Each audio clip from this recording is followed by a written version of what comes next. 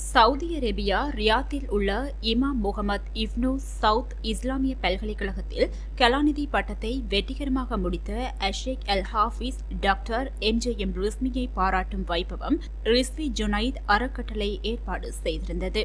அறக்கட்டளையின் தலைவர் MJM ரிஸ்வியின் தலைமையில் சனிக்கிழமை கொழும்பு 3 மண்டரினா ஹோட்டலில் நடைபெற்றது.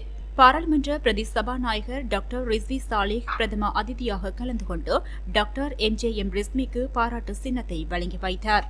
இந்த நிகழ்வில் பிரதி சபாநாயகர் மற்றும் அவரது துணைவியார் சாரா ரிஸ்வி ஆகியோருக்கும் ஏற்பாட்டாளர்கள் நினைவு சின்னம் வழங்கி கௌரவித்தனர். மேலும் சவுதி அரேபியா அரபு செய்தி கொழும்பு நிருபர் முகமது ரசூல்தீனுக்கு அவரது 50 வருட ஊடக சேவைக்கு நினைவு சின்னம் வழங்கி கௌரவிக்கப்பட்டது. அல் ஹிக்மா பொதுநல சங்க பணிப்பாளர் அஷேக் MH ஜெஹுதீன், அஷேக் SL நௌஃபர், பேராசிரியர் டாக்டர் ரிஷாட், அஷேக் நஜ்முல் ஹுசைன், அஷேக் MHM அஸ்வர் என விருந்தினர் பலரும் கலந்து சிறப்பித்தனர். வருகை தந்திருக்கக்கூடிய பிரதி சபாநாயகர் டாக்டர் ரிஸ்வி சாலி அவர்களே, ப்ரொஃபஸர் டாக்டர் நண்பன், நம்முடைய வகுப்பு மாணவனாக இருந்தவர் டாக்டர் ரிஷாத் அவர்களே, அதேபோன்று மூத்த ஊடகவியலாளர் ரசூலுத்தீன் அவர்களே. I'll start off in English.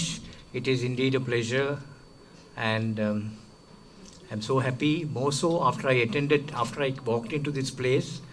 Then when I received the invitation, actually Mr. Rasuldeen talked about this felicitation ceremony and invited me for this. என்ன மாதிரி விஷயம் இது, நான் இதில் என்ன நடக்க போகுது, நான் போகணுமான்னு என்கிட்ட கேட்டார் அவர்.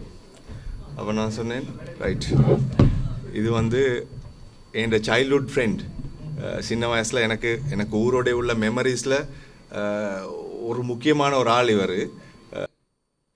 அல் குர்ஆனை சுமந்த அனைவர்களையும் அல்லாஹு தாலா எந்த அளவுக்கு உயர்த்துகிறான் என்றால், நீங்கள் பாருங்கள், அல் குர்ஆனை சுமந்த மாதம் ரமலான் மாதம் அல்லாஹு தாலா எவ்வளவு உயர்த்துகிறான்.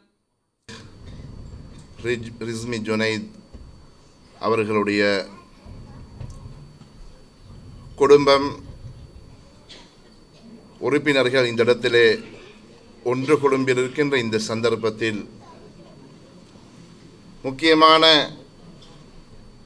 சில குறிப்புகளை மாத்திரம் உங்களோடு பகிர்ந்து கொள்ள விரும்புகின்றேன்.